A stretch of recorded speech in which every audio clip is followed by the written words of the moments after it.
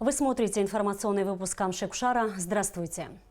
Как известно, решением Верховного суда Абхазии результаты подсчета второго тура голосования президентских выборов 2019 года были признаны недействительными. Причиной судебного разбирательства стали разные трактовки закона о выборах.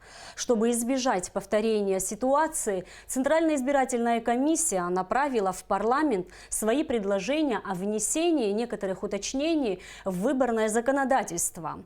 Однако на последнем заседании Народного собрания эти предложения рассмотрены не были.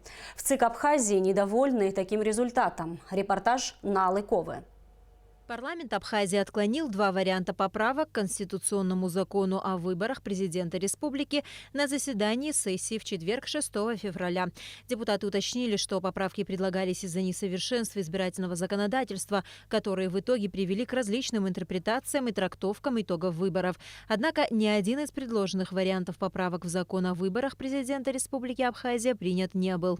Двоякое, троякое толкование в законе не должно быть, тем более в законе о выборах, когда проигравшая сторона может оспорить итоги выборов. Поэтому в законе должны быть однозначные ответы, чтобы никто как хочет трактовал, а то однозначно, чтобы читали. Назначены выборы, через 1,5 месяца пройдут, они не договорились. И как мы будем подсчитывать?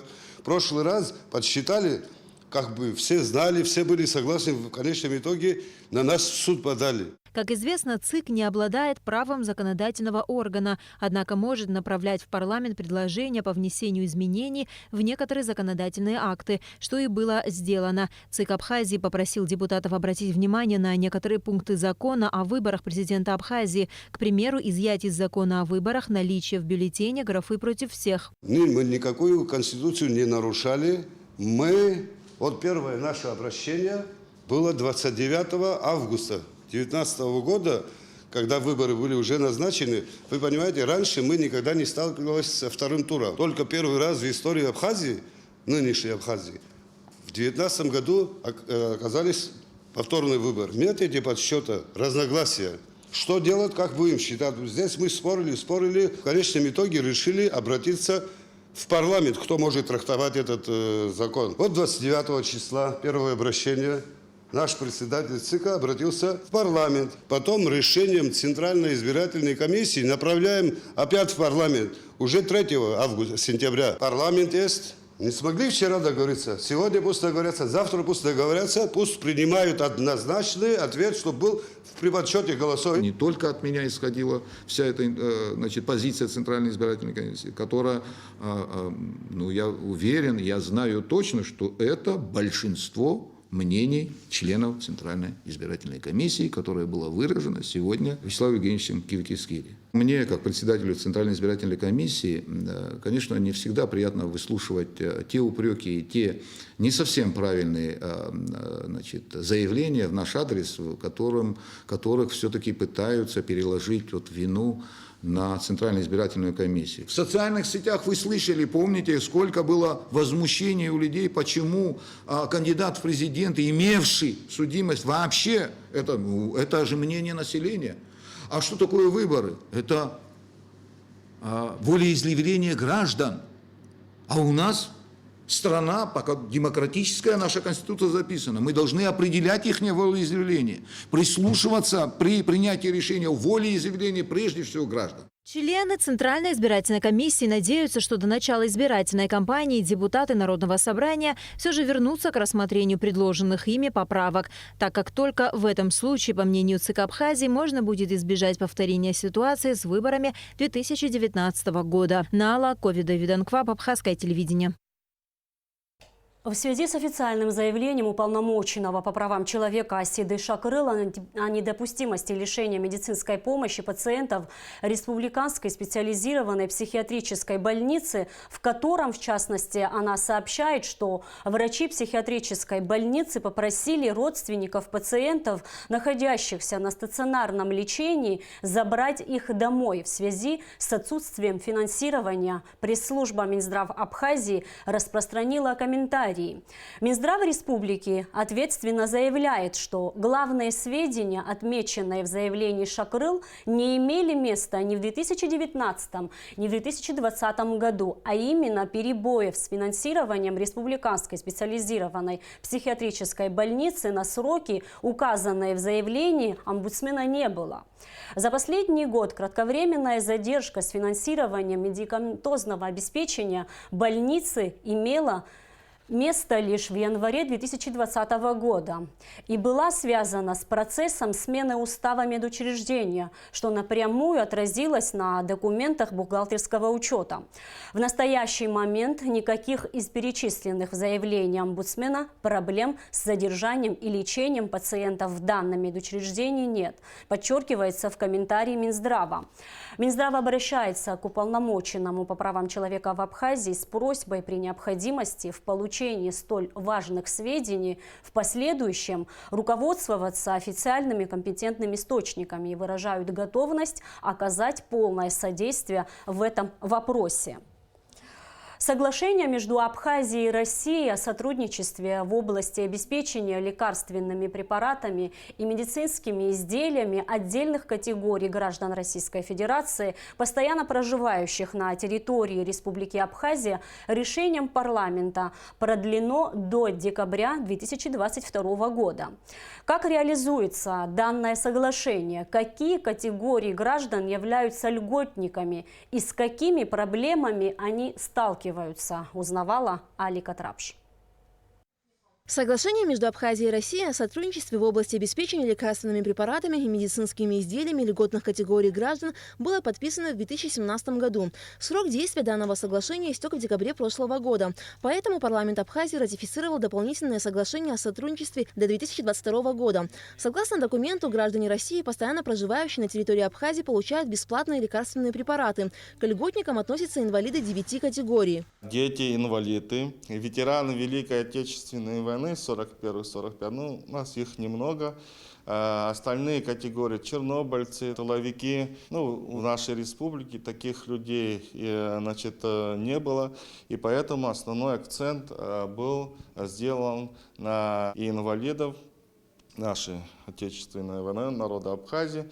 В настоящее время более 8 тысяч человек получают бесплатно лекарственные препараты на сумму 50 миллионов рублей в год. Схема работает следующим образом. Льготники приходят в поликлинику по месту жительства с амбулаторной картой, копией российского паспорта и документом об инвалидности. Здесь врачи проводят обследование и выдают необходимые рецепты. Что мы им выписываем? Если это терапевт, мы выписываем в основном гипотензивные препараты идут. То есть хроники, которые постоянно получают какие-то препараты. И инвалиды войны, у них очень много отдаленных последствий закрытой черепно-мозговой травмы, то есть они получили контузию головного мозга во время боевых действий, поэтому их ведут невропатологи. И там очень много различных препаратов, таких как цитофлавин, церебролизин, то есть они проходят 2 раза в год курс лечения. Очень много больных с сахарным диабетом. Они получают различные там диабетон, метформин. Проблемы, конечно, у них какие? Очень дорогие вот эти вот палочки, так, для определения сахара. Поэтому, конечно, они к нам приходят 1 раз в 3 месяца, мы им по мере возможности это все выдаем. После выдачи рецептов граждане, попадающие под категории, обращаются в государственные аптеки. Именно в них им бесплатно выдают жизненно необходимые лекарственные препараты и медицинские изделия. Такие аптеки есть в Сухуми, Гагре, Гудауте и Ачимчире. Льготники отказались говорить на камеру, однако в личной беседе сетовали, что бывают случаи, когда они приходят за лекарствами, а их нет в наличии. Кроме того, препараты приходят с задержкой. Начальник управления фармации Министерства здравоохранения и социального обеспечения Абхазии прокомментировал причины подобных случаев. Мы получаем препараты из расчета квартальной потребности. То есть мы свои заявки отправляем в Российскую Федерацию, подтверждаем из расчета на 1 квартал. Если, значит, в начале месяца мы сформировали заявку на то, чтобы подтвердили, нужно определенное время, это в районе 2 недель. После подтверждения уже финансирование. Процедура чуть занимает время. И поэтому мы, когда закупаем лекарственные препараты, есть определенный плюс в размере, там, может быть, 5-10% количества препаратов больше, потому что вот этих пробелов, чтобы не было. Но чтобы 100% мы говорили, что, значит, чтобы все препараты, значит, да, бывают случаи, но эти случаи, они не относятся, значит, к тому, что там пришел человек и ничего не получил. Как нам пояснили, если в день обращения не было лекарства, то надо немного подождать. Как только препараты привезут, льготникам обязательно сообщают. Как правило, лекарства закупаются раз в квартал. Если льготник за 3 месяца не обратился в аптеку и не взял свое лекарство, то его препарат могут выдать другому нуждающемуся больному. Поэтому Управление фармации рекомендует всем брать свои лекарства своевременно, то есть сроком не реже 1 раза в квартал. Алика Трапш, Алексей Баструков, Абхазское телевидение. За оформлением нового российского загранпаспорта жителям Абхазии с просроченными или испорченными ранее выданными паспортами теперь придется заплатить консульский сбор. Как сообщается на официальной странице российского посольства в Абхазии, дополнительный сбор начали взимать за проверку наличия у заявителя российского гражданства в электронной базе данных. В сообщении также отмечается, что при необходимости запросы могут быть направлены в соответствующие органы по месту выдачи заявителю документа, удостоверяющего гражданство Российской Федерации, или по месту жительства, а также в органы исполнительной власти и суд.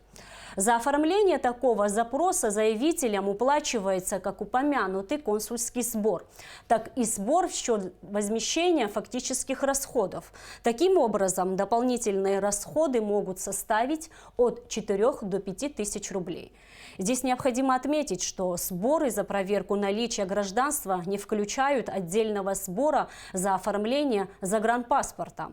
Как известно, оформление самого загранпаспорта на 5 лет обходится в 2010 рублей, а на 10 лет в 5000. Сегодня в нашей программе в рубрике «Тет-а-тет» смотрите интервью с общественным деятелем Октаем Чкотуа. Смотрите прямой эфир сразу после выпуска новостей. МЧС Абхазии предупреждает о резком ухудшении погоды в ближайшие дни. Информация поступила в рамках межведомственного обмена по линии Центра управления кризисными ситуациями МЧС России по городу Сочи. Холодный циклон принесет на Черноморское побережье резкий ветер, сильные дожди, переходящие в мокрый снег и снег. Возможно налипание снега на проводах и деревьях.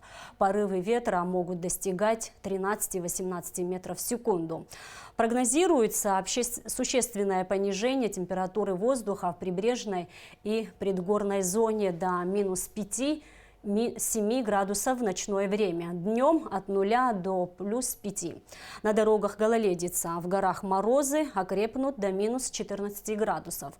МЧС Абхазии призывает водителей быть особенно внимательными на дорогах, соблюдать скоростной режим и не выезжать из дома на неподготовленном для передвижения в зимний период автотранспорте. И о погоде. Итак, по информации Гидромедцентра, в выходные дни на территории Абхазии ожидается значительное похолодание. Облачность с прояснениями погода, сильный ливневый дождь, переходящий в снег с дождем, снег на дорогах гололедица. В предгорьях и горах ливневый снег. Температура воздуха ночью -5 +1, днем +0,5. Температура морской воды +9 градусов. И на этом наш выпуск завершен. Всего вам доброго.